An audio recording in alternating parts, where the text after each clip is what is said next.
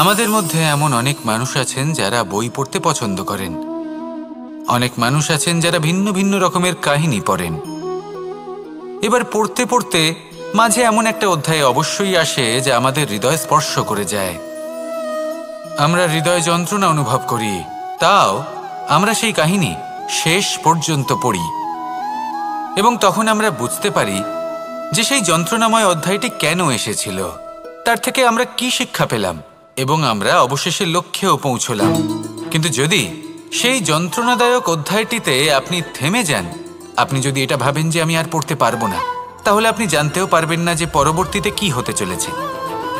এই মন দুঃখে ভরে উঠবে, মনে প্রশ্ন আসতেই থাকে যার উত্তর আমরা পাই না, নিজেদের লক্ষ্য বুঝতেই পারি না। এইভাবেই আমাদের জীবনেও যদি এমন কিছু হয় যা অত্যন্ত দুঃখজনক, যদি এমন কোনো কঠিন অধ্যায় আপনার জীবনে আসে, থামবেন না। তাহলে আপনার জীবনের কাহিনীর একটি যন্ত্রণাদায়ক দুঃখজনক অধ্যায় মাত্র। শেষ পর্যন্ত এই কাহিনীতে টিকে থাকুন, কর্ম করতে থাকুন। আপনি বুঝতে পেরে যাবেন যে এই কঠিন পরিস্থিতি আপনার জীবনে কেন এসেছিল। আপনি শিক্ষাও লাভ করবেন এবং লক্ষ্যও লাভ করবেন। আসুন আমার সাথে ভালোবেসে বলুন, রাধা রাধা। খুব সুন্দর একটা কাহিনী আছে।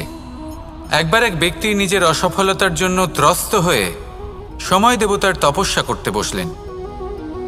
উনি তপস্যা করলেন এবং সময় দেবতা প্রসন্ন হলেন, মানুষের রূপ ধারণ করে ওনার সামনে প্রকট হলেন।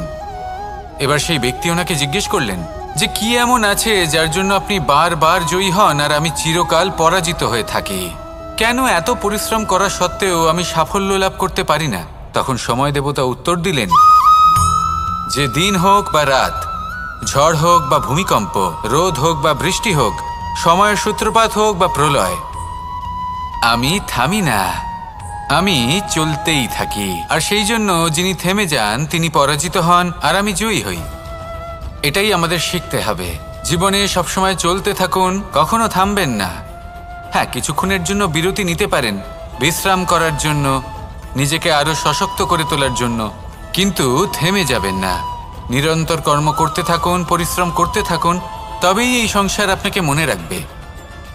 আসুন আমার সাথে ভালোবেসে বলুন, রাধা রাধা। বস্ত্র আমাদের সকলের প্রিয়, এটা আমাদের জীবনযাপনের জন্য প্রয়োজনীয়। আমরা সবসময় চেষ্টা করি সেই বস্ত্র পরতে যা পরলে আমাদের দেখতে ভালো লাগে। কিন্তু কখনো এই কথা ভেবে দেখেছেন যে কিছু বস্ত্র যদি স্বচ্ছ হয় তাহলে তা পুরনো হলেও দেখতে ভালো লাগে?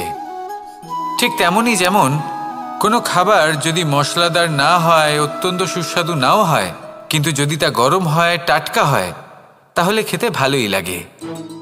ঠিক সেইভাবেই যদি কোনো ব্যক্তি সুন্দর নাও হয় কিন্তু তার কথা খুবই মধুর হয়, তাহলে সেই ব্যক্তি সকলের প্রিয় হয়।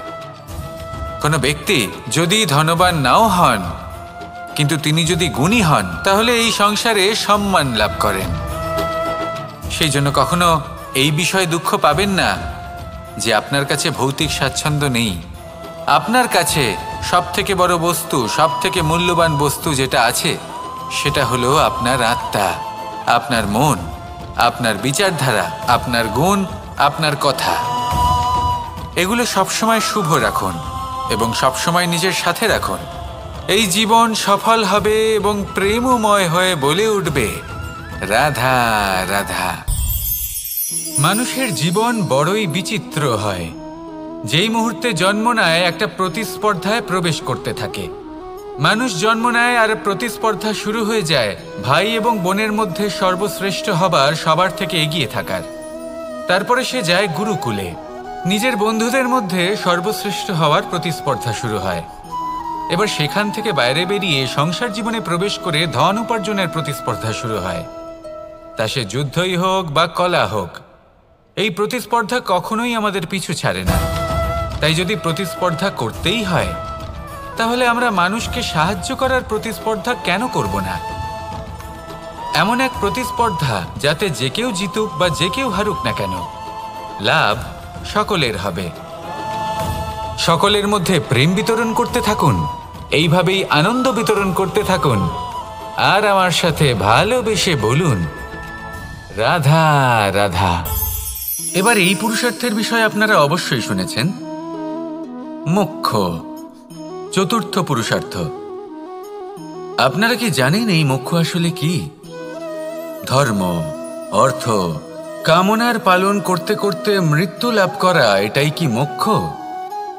না, মোক্ষ হলো সেটাই যা জন্ম এবং মৃত্যুর ঊর্ধ্বে।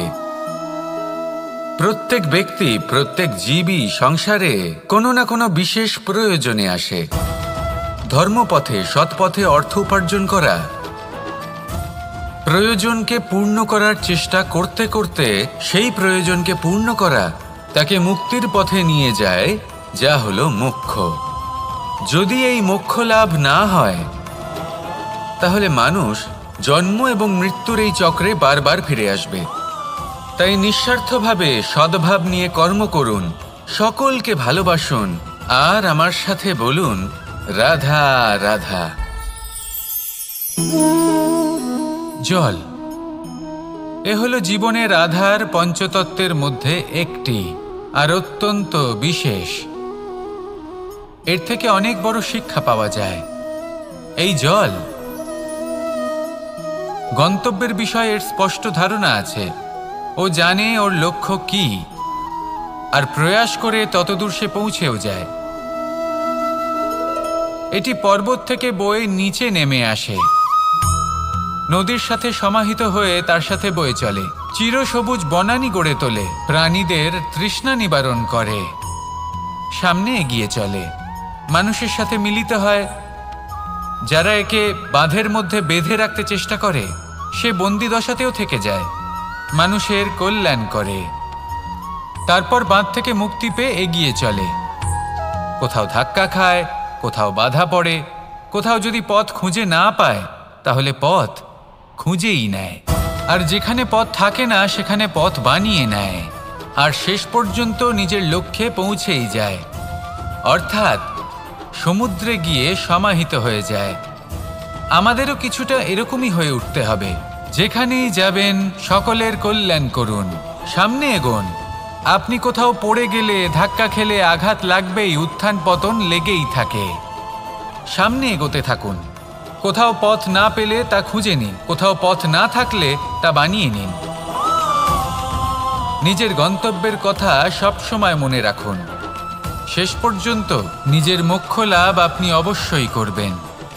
আর আমার সাথে ভালোবেসে বলুন, রাধা রাধা।